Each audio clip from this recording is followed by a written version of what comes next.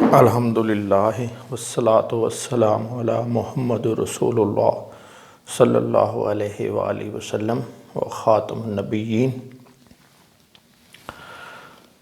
आज के लेक्चर में हम फैमिली पेंशनर्स की सहूलत के लिए एक चार्ट बनाया है, उसको डिस्कस करेंगे।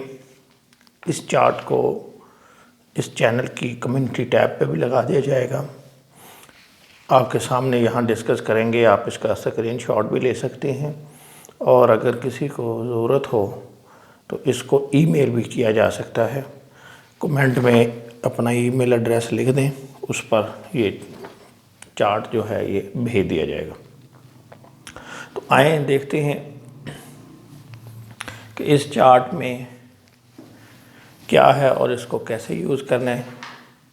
इस चार्ट में दो चीज़ें दी गई हैं, एक लिखा है एज नेक्स्ट बर्थडे और दूसरा जो कॉलम है इसमें रेस्टोरेशन आफ्टर पासिंग ईयर्स, यानी ये एज है और ये साल है कि इतने साल गुजरेंगे तो फिर पेंशन बहाल होगी।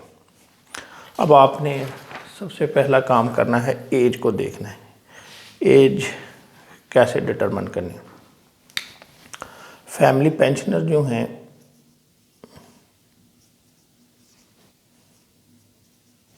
इसकी दो किस्में हैं।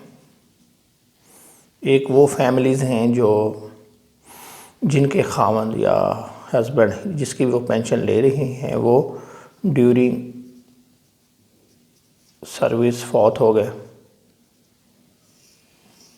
और एक दूसरी फैमिली है जिसमें उनके जो हस्बैंड हैं या उनके अगर बेटियां हैं तो उनके वालिद वो हुए हैं फौत after retirement, death after retirement. यानी फैमिली पेंशन की दो कैटेगरी बन गई, एक है वो वाली जो ड्यूरिंग सर्विस डेथ वाली और एक जिसमें उनके जो रिलेटिव है उनकी डेथ हुई है आफ्टर रिटायरमेंट। अब इस केस में एज देखनी है उनकी डेथ के time, death at the time, age at the time of death, age at the time of death कितनी थी एग्जैक्ट लेनी है, ठीक है। और इसमें एज देखनी है eight the time of retirement, ये फ़र्क है दोनों में। Eight the time of retirement, death जब भी हो उसको नहीं देखना, ये चीज़ देखनी है age at the time of retirement, और इधर देखना age at the time of death. अब इसमें दोनों आ जाएंगे, यानी age at the time of retirement में कि चाहे वो रिटायरमेंट उन्होंने 60 साल में ली हो, 60 साल या 60 साल से पहले, दोनों इसमें कवर हो जाएंगे, ठीक है। और ये एज के हवाले से जो चीज़ है देखने वाली कि एग्जैक्ट एज लेनी है, एग्जैक्ट एज।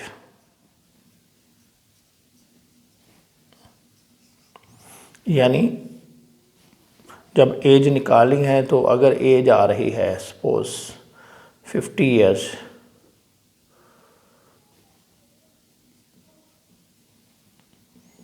और एक दिन भी ऊपर चला जाए 50 ईयर्स 1 डे, तो इसको आपने 51 शुमार करना। बाकी अगर मंथ होंगे फिर तो डेफिनेटली करेंगे। एक दिन की भी यानी अगर आप एज ऊपर हो जाती है तो आपने 51 दे लें।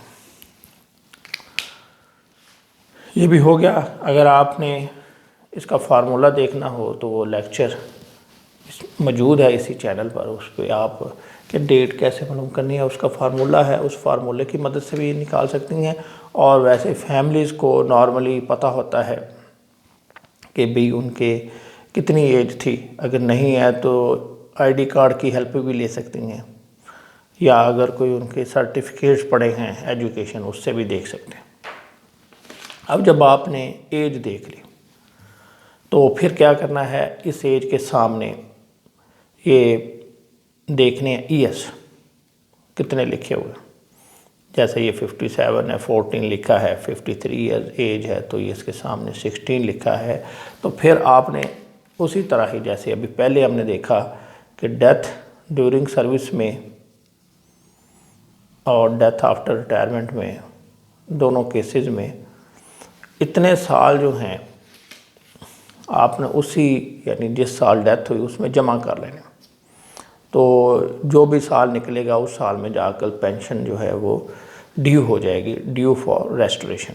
और इसमें भी आपने क्या करना है डेथ आफ्टर रिटायरमेंट में, कि जिस डेट को रिटायरमेंट हुई, जिस ईयर में रिटायरमेंट हुई उसी में ही यही साल जो पहले तो एज निकालनी है, एज निकाल के उसके सामने जितने साल हैं उसी डेट से ऐड कर दें, तो वो जो साल निकलेगा वो रेस्टोरेशन ये निकलेगा। जैसे एग्जांपल देता हूँ कि 2001 में डेथ ड्यूरिंग सर्विस हुई किसी एम्प्लाई की। अब जब डेथ हुई तो एज थी 55 साल, तो 55 साल एज के सामने लिखा हुआ है 15, तो आप इसके 15 जमा कर दें तो 2016 में रेस्टोरेशन होगी। सपोज डेथ होती है 2020 में और डेथ के टाइम जो है एज थी 47। ये वैसे ही अपनी तरफ से समझा रहा हूँ कि एज आपने निकाली, ये आपने देख लिया सारा कि भी उसकी एज कितनी बनती है 47। इसके सामने जो साल लिखे हैं, तो जब 20 साल गुजर जाएंगे, ये लिखा हुआ है रेस्टोरेशन आफ्टर पासिंग ईयर, तो इसमें 20 जमा कर दें तो ये 2040 में जाकर पेंशन ड्यू होगी। एक रफ एस्टिमेट है, क्योंकि देखें इसमें हर एक की जो ये अगर कोई केस आएगा तो डेट डिफरेंट होगी, ये एक अप्रोक्सीमेशन है। ये सिर्फ आपको समझाने के लिए कि भाई जब आप 2040 में पहुँचे यानी कोई फैमिली है तो वो अपना केस अप्लाई कर दें कि जी पेंशन रिस्टोर की जाए। इस तरह जो डेथ जो है आफ्टर रिटायरमेंट होती है उसमें दो हैं सिचुएशन, यानी अगर तो 60 में हुआ है तो 60 की यही देखें यहाँ पे 12 लिखे हैं, तो रिटायरमेंट से टाइम लेना है, जिस साल वो रिटायर हुए यानी, और उस वक्त यही थी 60 तो 12 जमा कर दें, यानी 12 साल जब गुजर जाएं तो फैमिली पेंशन रेस्टोरेशन के लिए अप्लाई कर दें। और अगर पहले रिटायरमेंट ली है 60 से पहले तो फिर क्या करें, वही उसी तरह ही देखे कि जब रिटायरमेंट हुई थी तो एज कितनी थी, ये 52 समझ लेते हैं। रिटायरमेंट ली 2016 और उस वक़्त जो एज थी उनकी रिटायरमेंट लेते वक्त वो थी 52, और बाद में जाकर 2021 में डेथ हो जाती है। तो हम इसको नहीं देखेंगे, इसको देखेंगे कि जिस साल रिटायर्ड हुआ उस साल में ये 17 जमा कर दें तो ये 2033 बनता है, यानी 2033 में जाकर पेंशन जो है वो बहाल होगी। फिर आपको बता रहा हूँ कि ये एक अप्रॉक्सीमेशन है, ये वो साल बता रहे हैं कि जिस साल पेंशन बहाल होनी है तो उसी साल में जाकर जो है वो पेंशन के लिए अप्लाई कर दें। मुतलका काउंट ऑफिस आपको गाइड कर देगा कि जी अभी 1 महीना रहता है या 2 महीने रहते हैं, आप फलां तारीख को अप्लाई करें। तो बस ये एक तरह से अलर्ट है। उम्मीद है आपको समझ आ गई होगी। वैसे अगर किसी को कन्फ्यूजन हो यानी नहीं समझ आ रही हो और वो अपनी डेट ऑफ रेस्टोरेशन कैलकुलेट करवाना चाहते हो तो वो नीचे जो है वो अपना डाटा कमेंट्स में लिख दें, उनको हम कैलकुलेट करके बता भी देंगे। तो अभी ये मैं आपके सामने करूँगा, करीब कर दूँगा कैमरे के ताकि आप इसकी तस्वीर भी ले सकें। ये जो है ये हाफ़ कर दे तो यानी पहले यहाँ तक का देख लें, ये 37 से 68 तक है,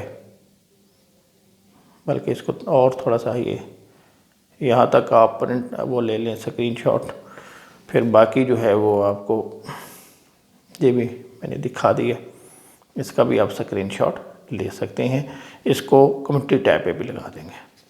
उम्मीद है आपको ये लेक्चर पसंद आएगा। Thank you very much.